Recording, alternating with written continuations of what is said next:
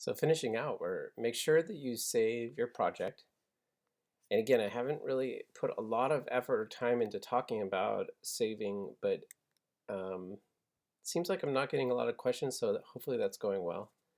Just remember that the first save is going to be Photoshop document. Again, some of you not using Photoshop. If you're not using Photoshop, I would suggest using the TIFF format, which it's a pretty common format. It uses layers, and I can actually open a TIFF file with layers in Photoshop. So some of you that are working this way, I'd love to see your layers later on, maybe even for this project. Maybe we'll just try it and see how many people can get these these these these types of files into Canvas, and I can take a look at them and hopefully open them in Photoshop, and that'd be pretty cool. But those of you that are in Photoshop, you just maybe you want to save in Photoshop. I'm just going to call this curly tree. And this is the Photoshop document, right? So this is going in my Photoshop documents folder, and it's just going straight in there, and that's what we want to do. So I'm just going to save it there. And when it comes up like this is just asking, do you want to save your layers? And in this case, yes, I do want to save my layers because I may want to come back into this Photoshop document and use it. So I'm just going to say OK. And then lastly, what I want you to turn in are JPEG images. Maybe we'll just do a little test and see how many people can get a PSD in there, or especially the TIFF, those of you using GIMP or some of the other software. Not a lot of you, but a couple of you are, and so that could be cool. I'll see about it. If I really put that in the assignments, we'll see. But the other save is save as, and there's a couple ways to do this. And for now, I'm just kind of sticking with the save as methodology of saving a file in a JPEG format. Maybe later on, when we're getting into photos, we'll start talking about export and these different ways to save out different layers in different formats. And we'll talk a little bit more about what is JPEG and what is PNG and what are some of these other formats that are available. I just kind of think it's important in the beginning to try to keep these things simple.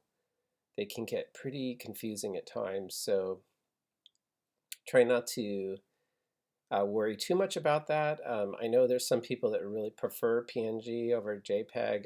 I'm not one of those people. I kind of like both of them for different reasons. I've been using the JPEG format lately, mostly right here. So I've been using the save as method, and so I would encourage you guys right now just to work with the save as. It's the same place. We've been using this same button all along, so you're not learning anything new in this regard. It's just pretty straightforward. Sometimes people get a little confused between the difference of save and save as. The distinction of save would be the very first save, or you're saving over an existing file. Whereas if you do save as, you would be creating a brand new file. And so right now, if I click on save, it actually has a grayed out because I just saved it as a PSD. And so it can't actually save itself because it's already saved, or it's telling me that. If I do save as, though, it would create a new document. And so if I click on save as, same window opens up. And this time, instead of the Photoshop document, I'm going to do the JPEG. So I didn't take as much time on the sphere image to talk about this, so it seems like most of you are getting along through that. But here we go, talking a little bit more. And I typically would keep the same name, curly tree. I might, because I'm going to maybe do multiple outputs of curly tree in the JPEG format. I'm usually going to probably have only one PSD. I might have a couple, but generally speaking, only one. But for JPEGs, I typically end up having a lot of outputs, and you can see that I like to use this number process, iteration. It helps me understand which one I'm doing. You can see I've actually done several spheres, right? Um, you know, just recognize that. This is the PSD documents. I named that a little bit different. I'm realizing now that you guys are, like, he told us to name those exactly the same. I'm realizing that this is the online folder I made before the class started, and then there's my actual folder.